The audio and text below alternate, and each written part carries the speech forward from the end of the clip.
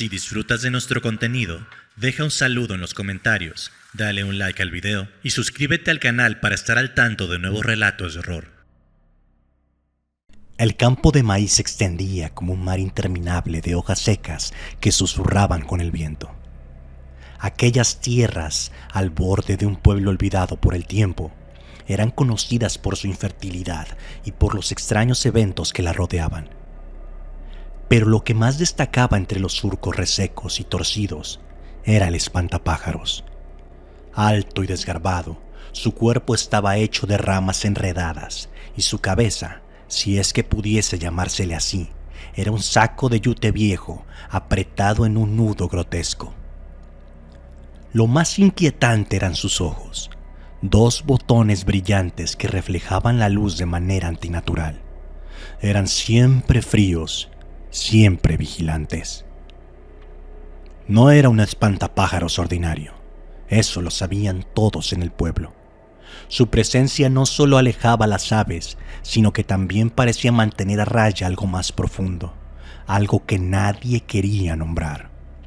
Los niños evitaban siquiera mirar hacia el campo, y los ancianos advertían a cualquiera que pasara cerca: no te quedes demasiado tiempo bajo su mirada.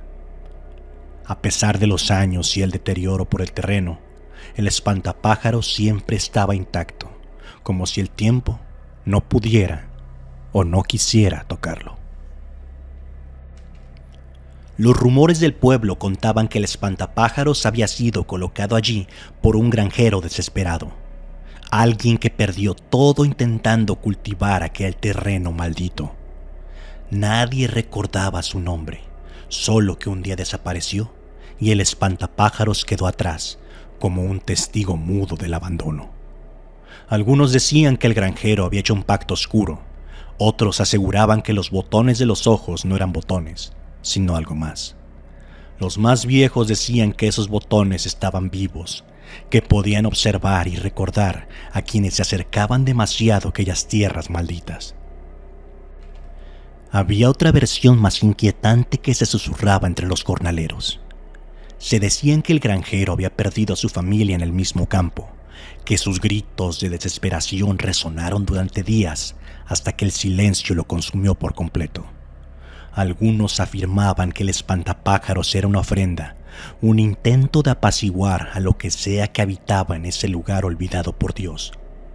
Desde entonces, el campo parecía tener vida propia, y el espantapájaros, con sus ojos brillantes, era su guardián eterno. Diego, un joven del pueblo, trabajaba ocasionalmente como jornalero.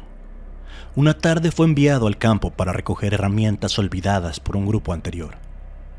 Llegó al anochecer, cuando las sombras de maíz parecían más largas y los susurros del viento sonaban como voces lejanas.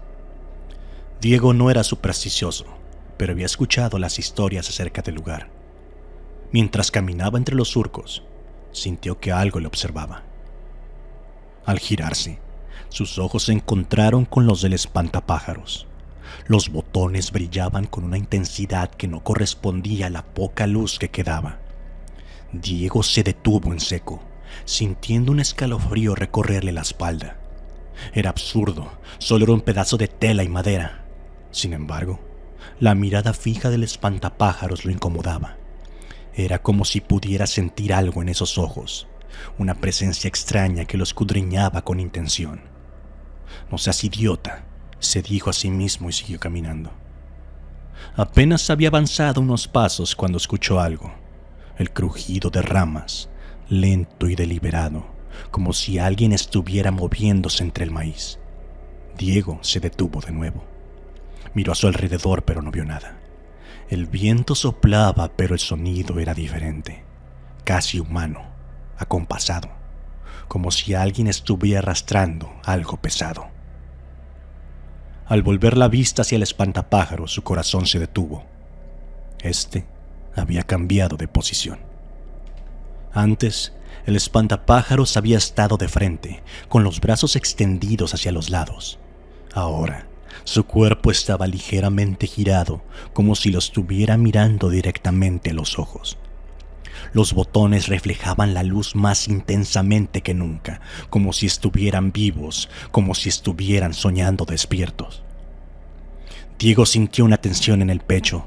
Miró a su alrededor buscando una explicación, pero el campo le devolvió la mirada desierto. Dio un paso hacia atrás y tropezó cayendo de espaldas, y cuando levantó la vista, el espantapájaros estaba exactamente en el mismo lugar, inmóvil. Sin embargo, Diego juraría que sus ojos lo seguían. Recogió sus cosas rápidamente y corrió hacia el límite del campo. El crujido de las hojas tras él lo hizo sentir que alguien o algo lo estaba siguiendo, pero no se atrevió a mirar atrás. Cuando llegó a la carretera, sintió el aire pesado, como si el campo mismo lo hubiera dejado escapar a regañadientes. Después de ese incidente, Diego no pudo dormir tranquilamente, ya que cada vez que cerraba los ojos veía los botones del espantapájaros brillando en la oscuridad. Soñaba con ramas que se enredaban en su cuello, con pasos que lo seguían a través de los campos, y una noche despertó sudando frío y miró hacia la ventana de su cuarto, y allí estaban los botones, 2 puntos brillantes en la distancia, justo al borde de su casa. Diego contuvo la respiración, incapaz de apartar la vista. Parpadeó una y otra vez hasta que los puntos desaparecieron. A la mañana siguiente, Diego encontró marcas en el suelo, como si alguien hubiera arrastrado ramas alrededor de la ventana. Las marcas formaban círculos extraños, incompletos, como si fueran parte de un ritual incomprensible. Al día siguiente, Diego intentó hablar con sus compañeros jornaleros, pero sus palabras fueron recibidas con un silencio inquietante. Algunos de ellos lo miraban con temor, otros evitaban su mirada. Alguien finalmente murmuró: «Niño, no vuelvas allí». Pero el espantapájaros no era algo que pudiera ignorarse, ya que las noches siguientes, Diego sintió su presencia más cerca, más opresiva. El maldito espantapájaros no se quedaba quieto. Otros jornaleros empezaron a hablar de él. Algunos decían que había sido movido del lugar, aunque nadie admitía haberlo hecho. Una mujer juró haberlo visto cerca de la carretera al anochecer.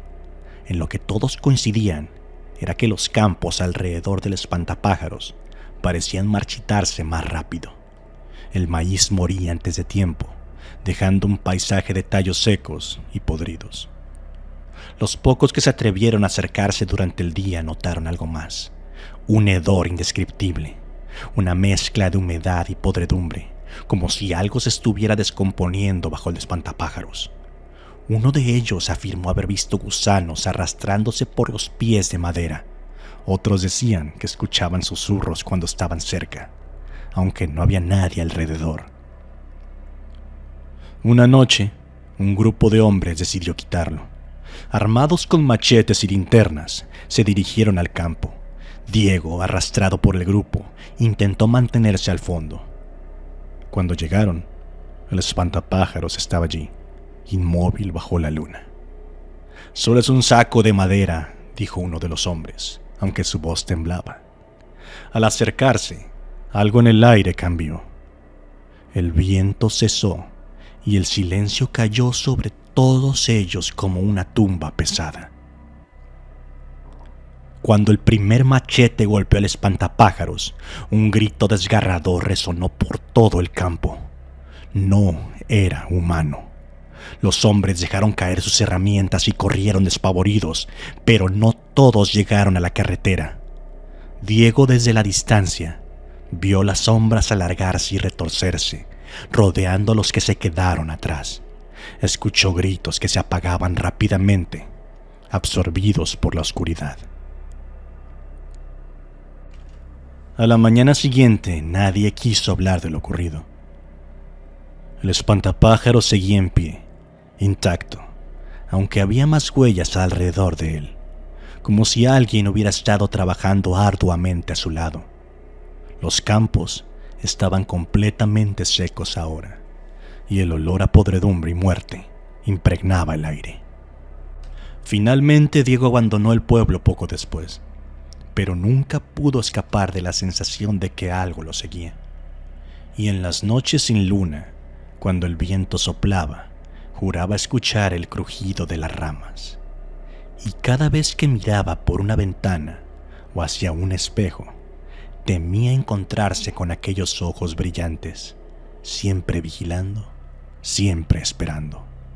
Su último sueño en el pueblo fue un campo sin fin, donde cientos de espantapájaros lo observaban desde todas direcciones, inmóviles, excepto por sus ojos, que ardían como carbones encendidos.